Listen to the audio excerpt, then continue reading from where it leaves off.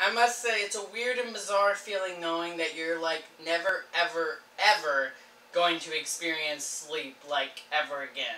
That's a factor that no longer will be a part of your life. Whoa. In it, we follow a group of kids that call themselves the Losers. And unfortunately, these group of kids are being traumatized by a monster dressed as a clown.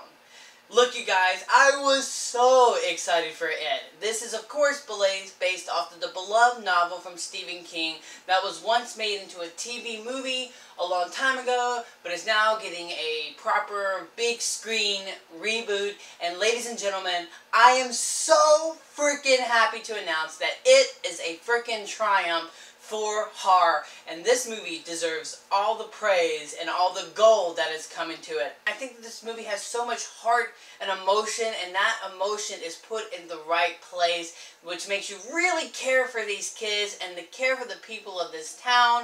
And I have to say, like, the first scene in this movie does a great job at setting the sort of messed up and just crazy tone of this movie so freaking perfectly. I was honestly shook by the end of this first sequence. I was just like, wow.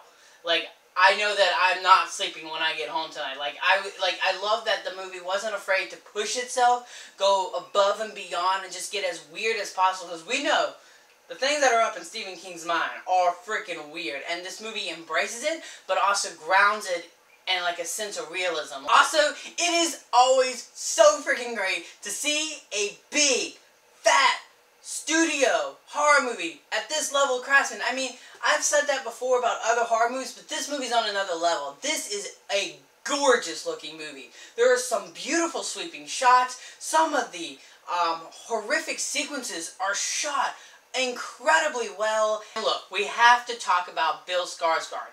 His performance as Pennywise the Dancing Clown is unforgettable. Like, this is his performance. Like, this is his movie. Like, this is a role that when you think of Bill Skarsgård, you're going to think of Pennywise the Dancing Clown. Like, this role, he was just built for, made for, and he just delivers it absolutely incredible. He does a different type of performance than from the Tim Curry performance, and I think that that makes the two films almost stand on their own, and you can watch them and get different type of experiences out of them, and I think that that's really freaking great.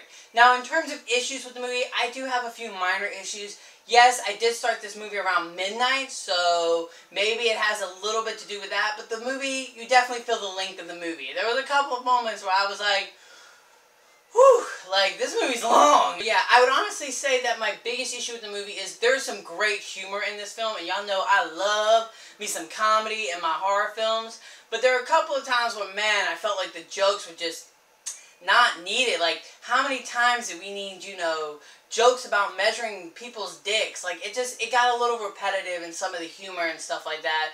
Overall, it is a triumph for horror. It's absolutely terrifying. It gives you great characters, and it really sets up Chapter 2 in a really big way. I can't wait for more. Ooh, baby, make sure you go see it. As the score goes, I'm going to give it a 4.5 out of 5.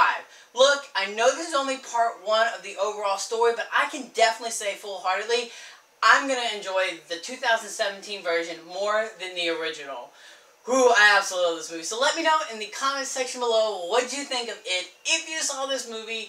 And until next time, you guys, I'm the Slasher Movie Viewer, and you guys have just been slashed.